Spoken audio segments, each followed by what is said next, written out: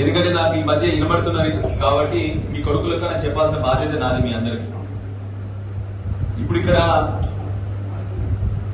Pension వచ్చిన వాళ్ళు ఎవరు ఉన్నారా? పెన్షన్ బీడీ పెన్షన్ కానీ పెద్ద మనుషుల పెన్షన్ కానీ ఒకసారి చేస్తున్నామా? చాలా మంది ఉన్నారు. Very good.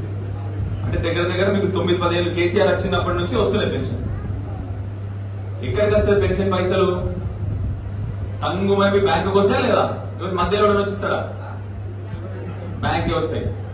నువ్వు పోతావు, మంచిగా జేబులో పెట్టుకుంటావు, వెళ్ళిపోతావు. అవునా? రైతు బంధు వచ్చిన ఉన్నారు ఎవరండి ఇక్కడ? రైతు బంధు చేతులు ఎత్తుండ్రే గట్టిగా బాబు. రైట్, చేతులు. నీ రైతు బంధు పైసలు ఎక్కడికి వస్తాయి?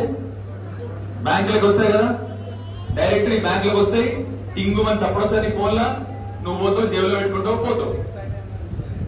కళ్యాణ లక్ష్మి వచ్చిన వాళ్ళు ఎవరండి ఇక్కడ? కళ్యాణ లక్ష్మి చెక్ వచ్చిన వాళ్ళు ఉన్నారు ఎవరన్నా? కళ్యాణ లక్ష్మి వచ్చింది కదా బేట? నీకు చెక్ వచ్చింది, నీ పేరు వచ్చింది కదా బేట? వచ్చింది, పోయినావు, పైసలు తీసుకున్నావు, అయిపోయింది. ఎందుకు చెప్తున్నా ఈ ముచ్చడంటే, ఇప్పుడు రైతు బంధుకి ఎన్నిసార్లు వచ్చింది? కేసీఆర్ 11 సార్లు ఇచ్చింది రైతు బంధు. ఎవరికైనా రూపాయలు ఇచ్చినావు? ఇయలే కదా. రూపాయి అవసరం రాలేదు. ఎందుకు?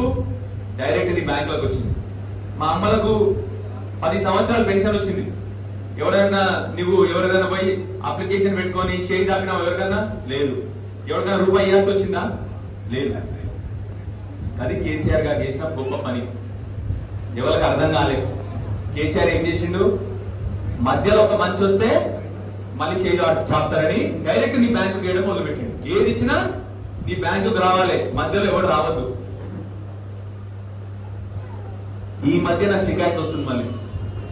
ఇందిరం మిల్లుకు ఒక రేట్ అట, దాని పేరు ఇంకోటి మన రేషన్ కార్డుకు ఒక రేట్ అట. మీ కొడుకుని దండం పెట్టి కోరుతా ఉన్నా, ఇది రానియకండి. ఎవరికి రూపాయి ఇవ్వాల్సిన అవసరం లేదు. అర్థమైందా? అది మన హక్కు, మీకు ధర్మంగా వచ్చేది. మీకు రూపాయి ఎవడని అడిగితే, ఎవడైనా రూపాయి అడిగినా ఈ ముచ్చట మంచిగా రోగం ఉండదు మన ఇంట్లో. రోగల్ బండి ఉందా అందరి లేదా? ఇంకా తీసేసారు, గ్రైండర్ పెట్టారు అందరూ. రోగల్ బండి ఉన్నది కదా, ఆ రోగల్ బండి తీసి మన తల మీద కొట్టి నా పేరు చెప్పుర్రి, నేనే స్టేషన్ జైలుకి నేను పోతా, నా పేరు చెప్పుర్రి. అర్థమైందా చెప్పి మీకు? మీ కొడుకు లెక్క చెప్తున్నా. దేనికి ఎవరికి రూపాయి ఇవ్వాల్సిన అవసరం లేదు. బాగా ఈ మధ్య తమాషా అయిపోయింది అందరికి. కేసీఆర్ కింది కొరకే ఆ రోజు ఏం చేసినా డైరెక్ట్ నీ బ్యాంకులకు వచ్చినట్టు చూసుకున్నాడు. తెలుసు ఆయనకి లంగతనాలు లంగముచ్చట్లు ఉంటాయని చెప్పి తెలుసు ఆయనకి. అందుకొరకే ఏం చేసినా ప్రజలకు డైరెక్ట్ ఇవ్వాలి. అందరు ఏమనుకున్నారు? వాటికనే బ్యాంక్ వస్తుంది అనుకున్నారు. కాదు, మీకు ఎవరి మధ్యలో రావద్దని సార్ బ్యాంకులు వేసింది. సో ఇప్పుడు కూడా అదే చెప్తాం మీ అందరికి, దయచేసి